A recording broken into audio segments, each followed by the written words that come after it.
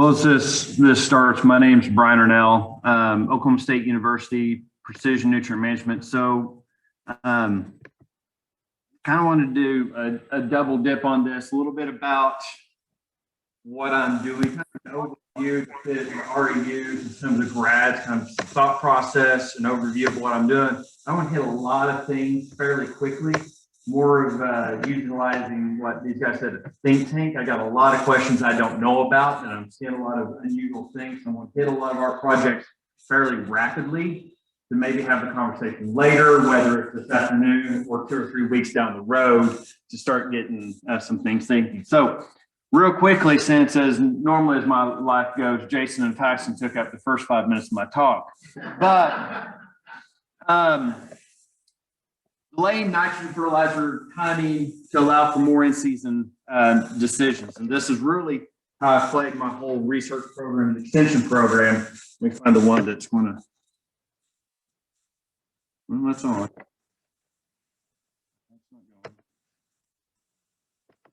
There we go. We'll just use that button. Do I need to use the mic or their folks online? Huh? Oh boy. All right. So I'm just showing this real quick. So this is the Stanford equation. It can be argued about whether this is an appropriate method for nitrogen rate recommendation or not.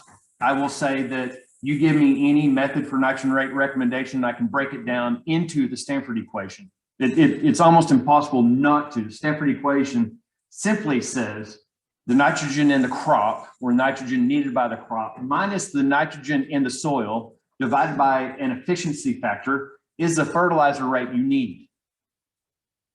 Models, yield goals, it all breaks down into this because the things that we're looking at. Now I want to ask you, so if you think about it, the simplicity of it is that all I need to know is how much I'm going to yield, how much is in the soil, and how efficient that fertilizer application is going to be. Truly simple numbers, right?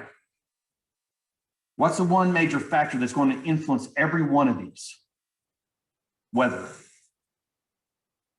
The weather influences the yield this year, right? I mean, we got enough. The weather influences nitrogen in the soil. It's going to influence the losses, the mineralization, the immobilization, all that stuff. Weather is going to influence the efficiency of the nitrogen fertilizer you apply. If I surface apply urea and it's plus or minus 10% humidity, I might lose or not lose 10 to 20%. That's all it takes. UAN, flat fan versus UAN streamer, early no-till. It's going to be a value of efficiency based on how long is it going to be until it rains. All these things, it's all back to weather. And I want to ask you again, if we look at planting, when we planted the corn crop this year, how confident were we in the weather forecast till harvest? Cotton crop till harvest. And even better yet, wheat that we plant in October and harvest in June. Until they can give us a weather forecast modelers that is accurate and precise up to 180 days, I have no freaking clue how much nitrogen I need. It is always going to be a roll of the dice because the weather is unpredictable. Until the weather becomes predictable, we can model weather, we can model probability. What was the probability we're in a flash drought that is going to be equivalent to not having the 130th driest year on record for June and July in most of Oklahoma?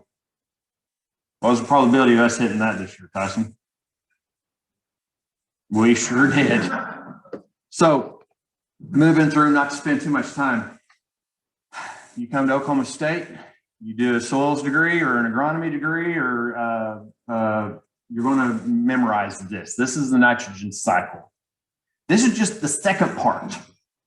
This isn't the plant trying to figure out yield. This is the soil. This is what happens to organic matter to mineralize and mobilize and release, to be lost, to be gained. This is all dependent upon weather. You take my class, you will memorize this, and you'll be granted the Nitrogen Ninja card. It's a real thing, and it is a prideful event. And when I post it every year on Twitter, there's somebody poking a classmate who did not get it. So I go back to the first statement. Why I care about waiting. I've been known to bash pre-plant nitrogen in wheat, unless you're grazing, right? If you're grazing, that's a completely different thing. If you got moo-moos out there, put some fertility down, that's fine. But I'm talking grain-only wheat production. This comes from Amanda Silva when she was at K-State before she came to the bright side of orange. And we still got more of this. We're finding the wheat is still taking up nitrogen. So I want to move to this graph, and I apologize for, well, that 500 right there, 0 to 500 is probably where the majority of the winter wheat producers are applying fertilizer. Maybe by the 700, that's basically jointing. It's all done by them. And we aren't even close to a third of the total uptake when everything's on the ground, in the ground. Move to another crop, corn. Not really different. 10% is taken up by V6, where a majority of all nitrogen management, especially in dryland, has occurred. Now, there is some mechanical challenges with corn. Getting through a corn crop that's growing, popping a leaf every other day, getting the clearance, getting the ability to get on ground. I'm just stating how the plant grows. Cotton, it's not much different. We don't have, cotton is easy depending on where I'm at, right? There's some folks that just love to lay the nitrogen on the cotton, like Lubbock area. I just don't get it. But in cotton, you really don't want it there early. Then you want a whole lot there, and then you don't want anything else. It's kind of a pain. You want it to be empty, so it searches and stresses. Then you want it luxurious uptake, and then you want it to cut out and be done with nitrogen, so you can get to fill. So cotton's is a magical beast, mystical beast. Summarizing, I'm still going back more years. This is what I show farmers as proof of concept. Across all years, we can look at trials from 17 to 22. So there's a fair amount of nice diversity. We go from Kansas to Southwest Oklahoma on this. I've got Kansas locations in here. Looking at a single trial where we separate out plots that had pre-plant nitrogen only versus plots that had post-green up nitrogen only, meaning no fertilizer pre-plant for that in season, or no fertilizer after pre-plant for the two comparisons. Look at all those. We ended up with 9 different trial designs that we can pull that data from across the 17 to 22 harvest, 49 trials, or site years, the research would say. 47 had a response to nitrogen fertilizer. That's important on a nitrogen fertilizer study to have response to nitrogen fertilizer. On farm, my success is about 50%. Right, Brent? Even on Brent, it's not always a guarantee we get a response to nitrogen. 2 out of the 47 responsive years pre-plant beat in season statistically. One of those is because a grad student was so hell-bent on fertilizing on a certain day that the night before, Lahoma, Oklahoma, so out west, had an inch of rain, and in mud, he spread urea while he was wading in mud on the wheat crop, and that day was 85 degrees with a 25 mile per hour wind. He basically gassed off. The other one was just, it wasn't good. Pre-plant never did better protein, not even numerically. In season nitrogen 15 times, so 32% of the time, all nitrogen in season was statistically. And when I say statistically on my data, that is a big yield because my data is typically pretty messy. And so we're talking at least 10 bushel. This is just wheat. Protein 60% of the time. So best case, all in season's a wash. If I'm going to Vegas though, I got a slight edge on that in season for yield. And I got a big edge, not that it matters this year, a big edge on protein. So Brent, now you're going soft. I don't know what to tell you. Go back to pre-plant and lose it all and you're in great shape. So this is an overarching just look at the numbers, saying why I am confident in going where I'm at. And we're going to go back in more years. Okay, we're going to pull this more. My goal is to pull the stuff from Ron and my old stuff and publish a paper that has 100 site years and show those statistics. Enough variance to really show what's happening. So that shows kind of my head on where and why I think in season has value. And And I want to chase down some topics that I'm looking at so that you as researchers or budding researchers or farmers can kind of push me in the wrong or right directions. So first, in source and timing. This is a very popular question I get from farmers. What source, what time? And so we looked at basically urea and safe-end urea, UAN and safe-end UAN. I used Coke not because they paid me, but because I had the product in-house. Kind of thing. I had easy access to Super U and Anvol. That's Super U is a coated urea. Anvol has both a urease inhibitor and nitrification inhibitor. So both of them have that. What we found, and this is year 3, going to move through quickly, don't really care about the data. UAN in the fall on wheat, I do everything no-till, and almost everything is wheat or sorghum stubble. UAN in the fall, early fall post-plant is a bad idea. 3 years out of 3 years, liquid application to the surface in the fall has been significantly less efficient, irregardless of the source. And if you think about it, it makes perfect sense. When do we not have rain in Oklahoma? Almost guaranteed. The fall. So if we apply a liquid to a crop residue and it sits there for 2 months without rainfall, the probability of tie-up is high. A dry granular fertilizer will tend to work down into the residue with the winds and get to the soil. Sometimes the safe-end urea is better, sometimes it's not in the fall. By the time we're low to the middle group, it's kind of a shotgun pattern. So the lines designate pre-plant. The second group is a January, early February, and the last is a March application. So early spring, late spring. Early spring is kind of it doesn't really matter. Cool weather, more probability of rainfall, and it doesn't really impact. Once you get into March, we find out that the safe-end liquid tends to be sometimes more valuable because we have higher temperatures, a little bit more humidity, more opportunity for volatilization. The coated urea, not so much. That liquid tends to play out. So now we have source. Now let's go back to the efficiency. If I want to figure out how much nitrogen I need, I now need to think about what source am I using, when am I using the source, and the method of application of source, making that nitrogen pretty complicated. Protein progression. I just want to show this. This is me chasing sulfur. So Dorivar and Romulo. I've got 10 years of this, or no, this is 14 site years, and only one site year has sulfur ever done me anything good. And it was a deep sandy soil last year. When on a deep sandy soil, I cut 80 bushel wheat when that area averages 50. It tells you I got a lot of rain. Sulfur's not helping protein, but I can get protein late. I'm still trying to figure out why am I not getting a sulfur response when Dorivar keeps telling me I should get a sulfur response. Just apply sulfur. This is where I want you guys to start thinking, and I want to try to move through here because I'm already out of time. So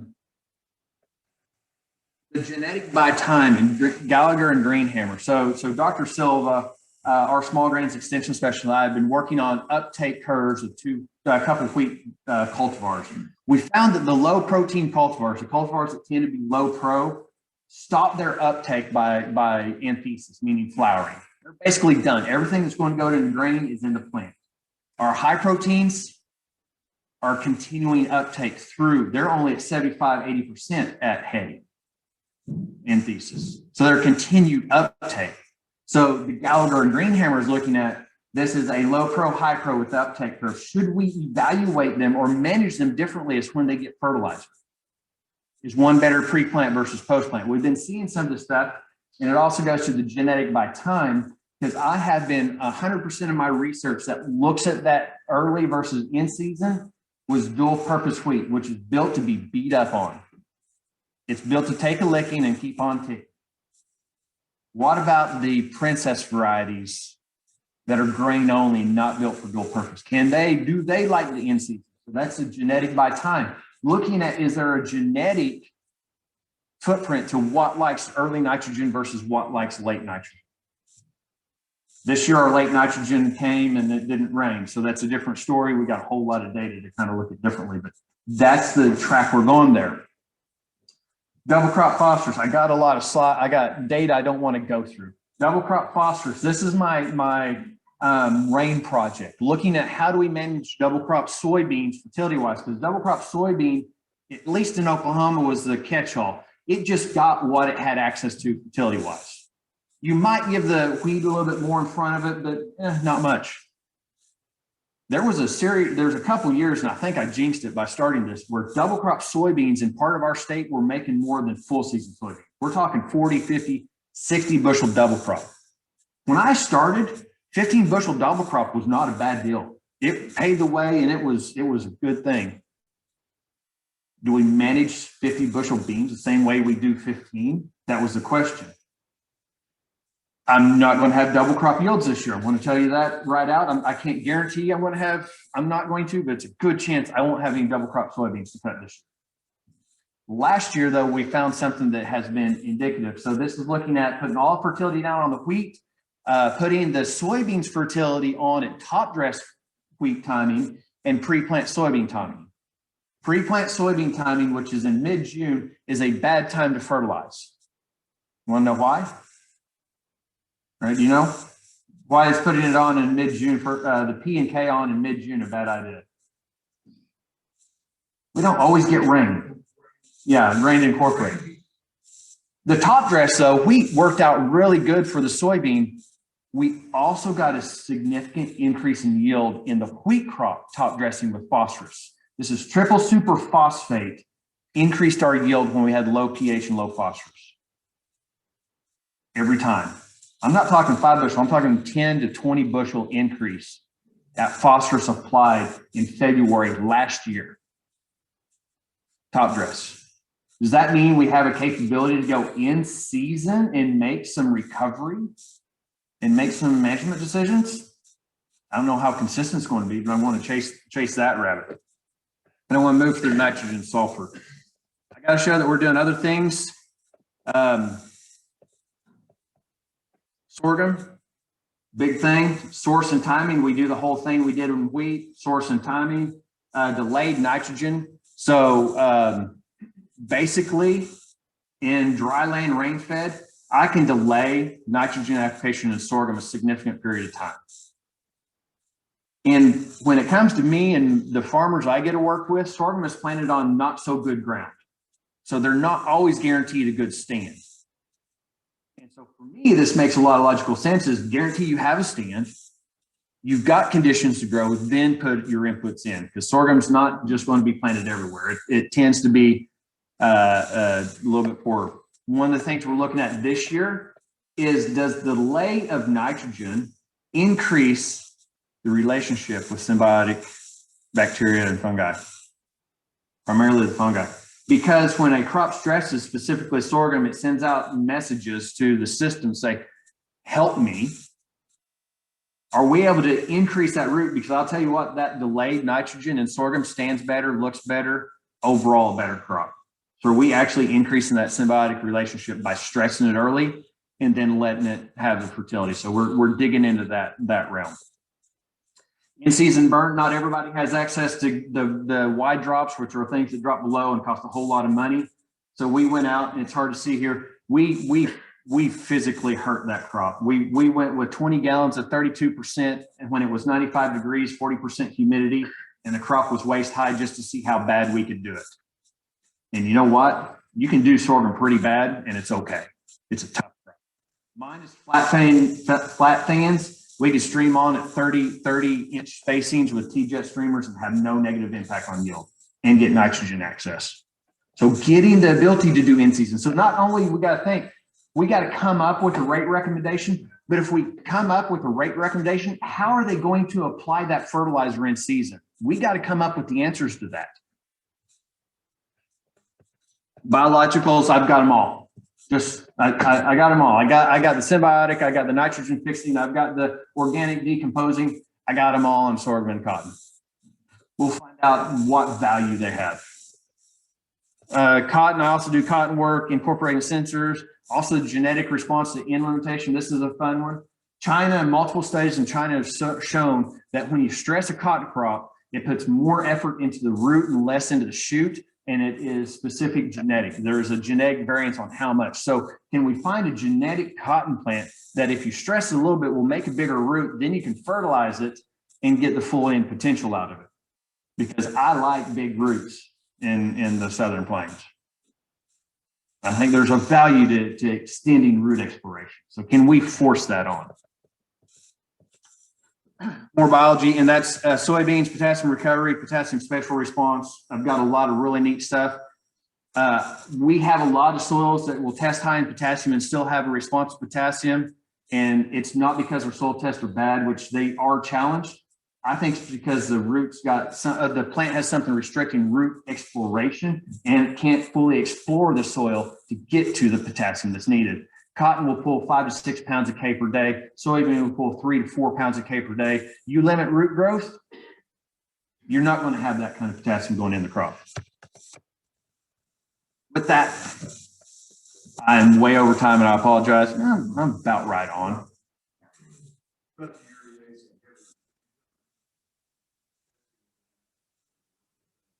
So urease inhibitors question. Most urease inhibitors, I'm very confident telling you, if you tell me what happened in the weather, I'll tell you how well they worked. If you can predict 14 days out, I'll tell you if you applied or not, right? So urease inhibitors, most of them are similar chemistry. There's some others out there that less known. MBPT is one of the best. MBPT with the new ones have different stuff. Even the best of the new that I've tested, it used to be 7 to 10 days, the half-life, meaning that the activity is gone after 7 to 10 days. The new stuff may stretch out to 12 or 13 days. They say it's more. I'm not sold on that. But it means if you don't get rain on the old MBPT agrotane in 14 days, it's like you didn't use it. If it rains the day you apply, you didn't need it. If you put it in the soil, you don't need it. So the magic spot on a urease inhibitor is you need it to not rain for 3 to 4 days and then rain really well. And then you made a lot of money. If the temperatures are above 50. If it's 0 degrees out, then just fling it. Brian, what about changes soil properties like no-till?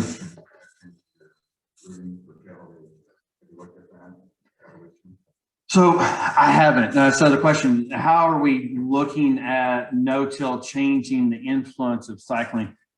And I haven't, honestly, I don't do anything that's not no-till though. And so I'm not on any conventional ground, and except for some Altus cotton, pork cob cotton stuff. I haven't looked at that rooting. I'll tell you, with no-till, you know, I have as many no-till fields that have restrictive layers and rooting depth as I do conventional till fields. I'm thinking we got one farmer that's he's raised his organic matter up to 7% with no-till and cover crop. Our recommendations. So I would go to this. Are the recommendations come for 7% organic? I'm impressed with that because I don't think we could do it in Oklahoma. So that is awesome. All the states up north have 7%. So Minnesota, I mean, we're dealing with those, the Canadian, the muck soils. This goes into, now we have a heavier amount of mineralization. What can we do to predict mineralization? So the mineralization cycle now really plays in, because for every 1% organic